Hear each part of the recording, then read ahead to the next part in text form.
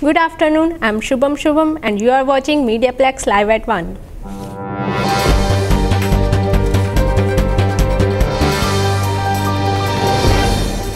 Environment Canada has ended the wind warning and blowing snow advisory for Windsor, Chatham, Kent, Rondon Park, Leamington and Essex County.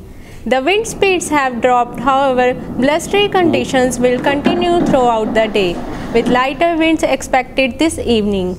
Power outages, damage to trees and structures have been reported across the region since Sunday. City Council is being asked tonight to approve a new social housing facility on the city's east end. The city's development standing committee has approved a zoning change for the 10-story building on a Meadbrook Lane near Essex Way. Proponents say the new development should help to shorten the list of 5,000 people waiting for affordable housing. The chair of the Windsor Police Service Board has responded to requests for more detailed information related to a 911 call made from the Chief of Police House last fall.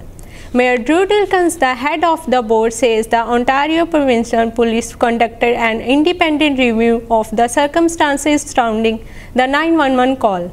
But amid calls for more transparency, Dilkins released two redacted pages of the OPP report on Friday, which confirms the result of the OPP review.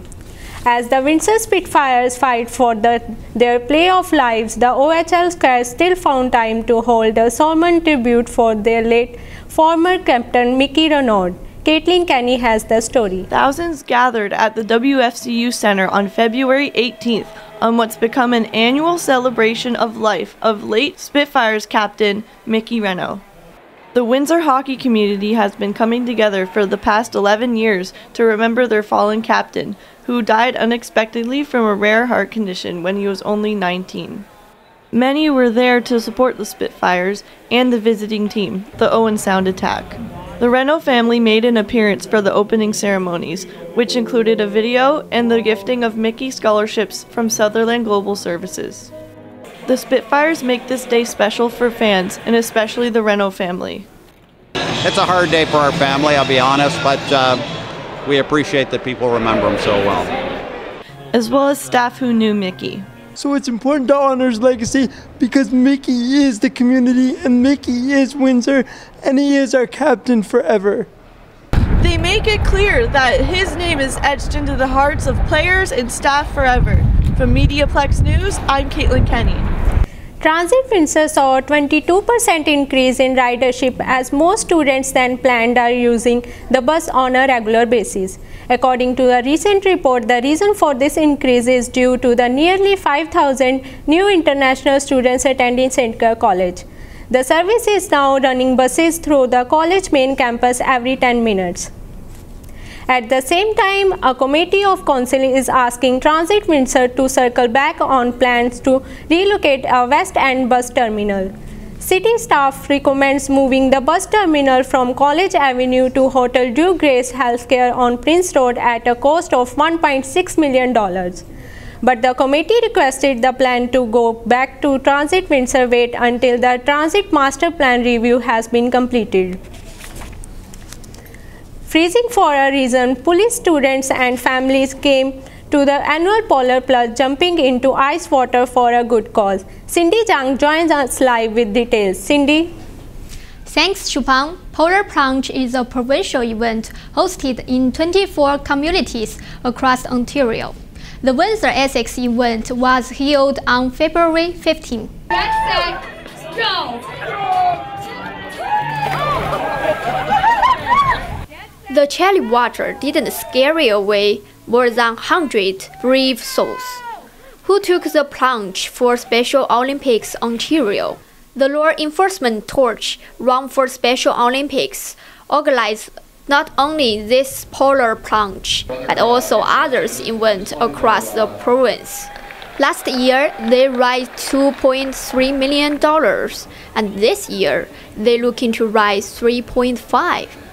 We raise money for those athletes and province-wide, and the bond between the athletes and the officers is incredible. If you see medal ceremonies, the officers actually give out the medals to the athletes, and it's very, very touching. The athletes look up to them like superheroes because of all the work they do to raise money to give them the opportunities for these games. It's incredible. The local Special Olympics athletes and the coaches were volunteers giving toys and food to those brave people whose fundraising is quite meaningful for Special Olympics Ontario. We need more. This is a wonderful event, but because to send an athlete to something like provincial games or national games and then to Worlds is very, very costly. And that all comes from Special Olympics Ontario. So yes, there's obviously more fundraising that is always needed to be done. 175 local Special Olympics athletes compete in 30 sports in Windsor, Essex. Back to you, Shubham. The coldest night of the year walk took place at the Downtown Mission this past week.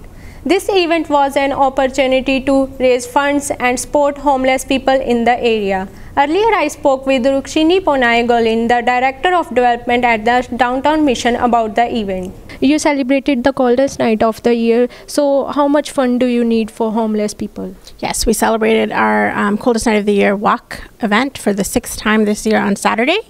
Our goal was to raise $50,000. We were really happy. We had over 225 walkers, our biggest turnout ever, come and walk with us in support of the work we do.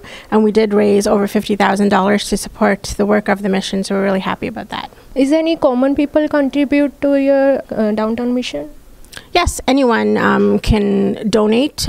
We always say donate their time, talents, or treasures here at the mission to help us with our work, with our goals of helping people in our community. We have a lot of people, a lot of individuals who will come and volunteer. So what facilities you are providing? We have 3 shelters here in Windsor, but we are 103 beds, but we also sometimes in extreme weather conditions we have up to 20 people sleeping on mats as well, because we don't want to turn people away. 5 Bengali men laid down their lives in 1952, a sacrifice to help ensure their language lived on. More than a half-century later, the city of Windsor commemorated International Mother Language Day to honor the preservation of various dialects around the world. Sumandeep Kaur reports. The Bangladeshi flag is going up the flagpole in Windsor for the 3rd straight year. It represents the city's commitment to International Mother Language Day. Every day there are some languages going to lose their identity, and statistics says every 2 weeks one of the language just lost from this planet. So to keep the diversity, we need to keep the language. While languages go away, it goes away with its all the culture and intellectual property and also heritage with it. So we need to keep that alive. At the Windsor gathering, participants exchanged language and culture among the communities to promote diversity of language. Rashid Najib was among the people who gathered to celebrate the day by singing the Bangladeshi national anthem. It was a language movement, and on that day the movement went to its peak, and there was some bloodshed for the language Bengali. And to honor that sacrifice, the day has been recognized by United Nations, UNESCO actually, as the International Mother Language Day. Today I am at Westview Freedom Academy. Here is celebrating International Mother Language Festival.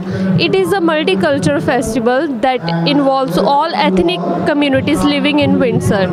The city also raised a flag outside City Hall at Charles Clerk Square. I am Sumandeep Kaur for MediaPlex News. Now for our forecast. Today and tomorrow there is chance of flurries with high of -5. Wednesday we can expect temperatures to hover around freezing with flurries. I am Shubham and you have been watching MediaPlex Live at 1.